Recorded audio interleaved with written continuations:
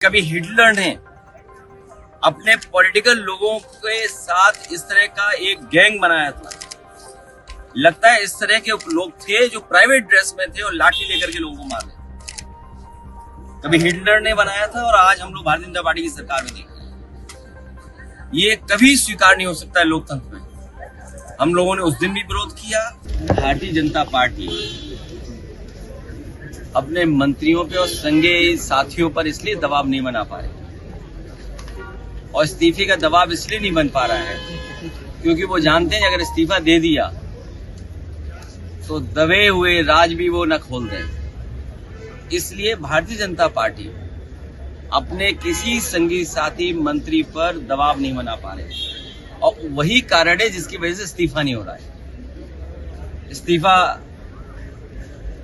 देने वाले कहीं दबे हुए राज न खोल दें, इसलिए किसी का इस्तीफा नहीं हो रहा है। और जो कल छात्रों के साथ, युवाओं के साथ हुआ है, कोई कल्पना नहीं कर सकता था कि आजादी के बाद इस तरह का व्यवहार किसी सरकार ने किया हो।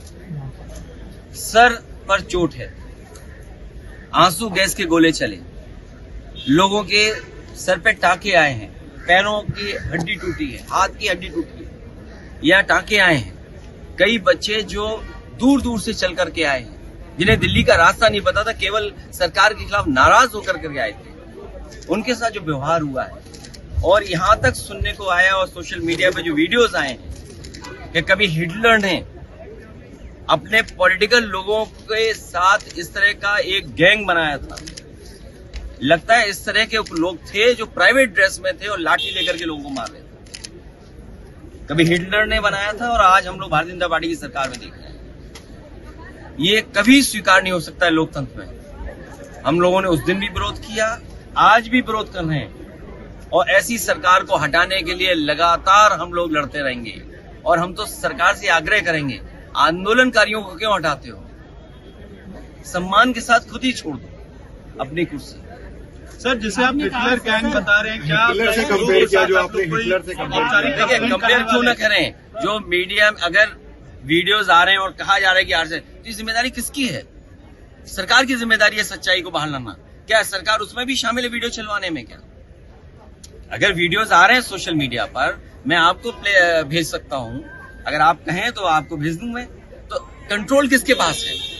अगर सरकार ऐसे चलने क्यों दे रही है?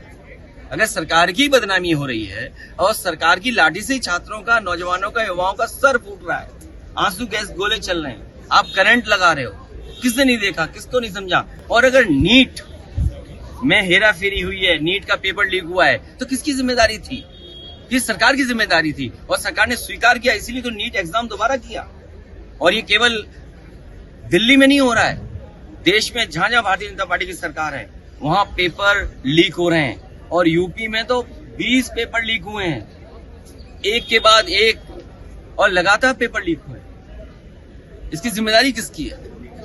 इसलिए भारतीय जनता पार्टी अपने संघीय साथी मंत्रियों पे कोई दबाव नहीं बना पा रही है क्योंकि वो जानते हैं कि जिस समय उन पर दबाव बनाकर इस्तीफा लेंगे तो दबे खुचे राज भी वो मंत्री लोग खोल देंगे।